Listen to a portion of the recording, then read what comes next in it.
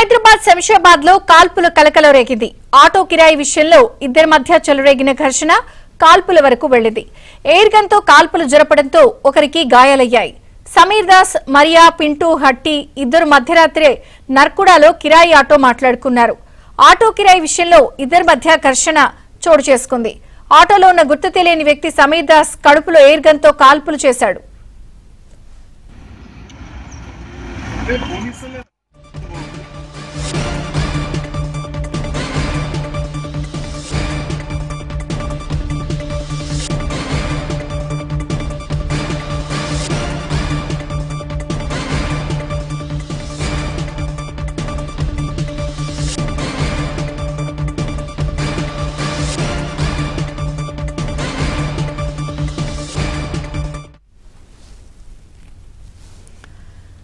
హైదరాబాద్ శంషాబాద్ లో కాల్పులు కలకలం రేగింది. ఆటో కిరాయి విషయంలో ఇద్దరి మధ్య చెలరేగిన ఘర్షణ కాల్పుల వరకు వెళ్లింది.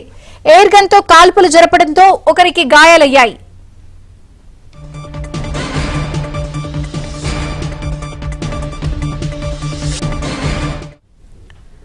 హైదరాబాద్ శంషాబాద్ లో కాల్పుల కలకలం రేగింది. వివరాలు శశి అందిస్తారు. శశి, శంషాబాద్ మండలంలో కాల్పుల కలకలం రేగింది. అర్ధరాత్రి ఆటోలో వచ్చినటువంటి ముగ్గురు సమీర్ దాస్ అనేటువంటి వ్యక్తిగా ఎయిర్ గన్ తో కాల్పులు జరిపినట్టుగా తెలుస్తుంది. ఈ అంశంలో ఇటు సమీర్ దాస్ కు ఛాతీ భాగంలో కొంత గాయమైంది. దీంతో అతను ఆసుపత్రికి తరలించి చికిత్స అందించారు. సమీర్ దాస్ వాస్తవానికి ఇటు చార్మినార్ ప్రాంతానికి సంబంధించిన వాడు. ఇతను ఇటు శంషాబాద్ మండలం నార్కుడ గ్రామ శివారులో కొత్తగా నూతనంగా ఇల్లు నిర్మిస్తూ ఉన్నాడు.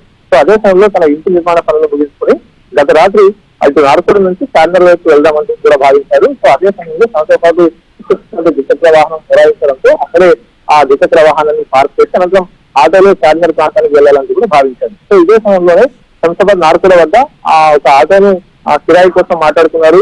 1000 రూపాయలు ఇచ్చి తాను చార్మినార్కి వస్తానంటే కూడా ఆటో డ్రైవర్ చెప్పాడు. సో ఇదే సమయంలో ఇటు సమీర్ దాస్ మాత్రం తాను 500 రూపాయలు ఇస్తానంటే కూడా చెప్పారు. ఇటు ఆటో డ్రైవర్ ఆ అంశానికి నిరాకరించడంతో ఆటోలో ఉండేటటువంటి ముగ్గురు వ్యక్తులు సమీర్ దాస్ తో గొడవకు దిగారు. అంత తక్కువ అంటూ కూడా గొడవకు దిగారు. ఆ గొడవ కాస్త ఒకరిపై ఒకరు దాడులు చేసుకునేటువంటి స్థాయికి చేరింది. ఇదే నేపథ్యంలో ఆటోలో ఉండేటటువంటి ముగ్గురు వ్యక్తుల్లో ఒక వ్యక్తి తనతో ఉండేటటువంటి ఎయిర్ గన్ తీసుకుని ఒక్కసారిగా కాల్పులకు తెగబడ్డారు. ఇదే సమయంలో సమీర్ దాస్ పొట్ట భాగంతో పాటు ఛాతీ భాగంతో స్వల్ప గాయమైంది. దీంతో అతను ఆసుపత్రికి చికిత్స కోసం తరలించారు. మరోవైపు ఎప్పుడైతే కాల్పులు జరిపారో సమీర్ దాస్ తో పాటు ఉండేటటువంటి అతని అల్లుడు పింటూ హట్టి వెంటనే డయల్ కు కాల్ చేశారు. అనంతరం పోలీసులు ఘటనాస్థలికి చేరుకున్నారు. ఇక పోలీసులు వస్తున్నటువంటి విషయాన్ని గమనించి ఆటో డ్రైవర్ తో పాటు ఆటోలో ఉండేటటువంటి ముగ్గురు వ్యక్తులు కూడా అక్కడి నుంచి పరారయ్యారు. దీంతో పింటూ హట్టి ఇచ్చినటువంటి ఫిర్యాదు ఆధారంగా శంషాబాద్ పోలీసులు కేసు నమోదు చేశారు.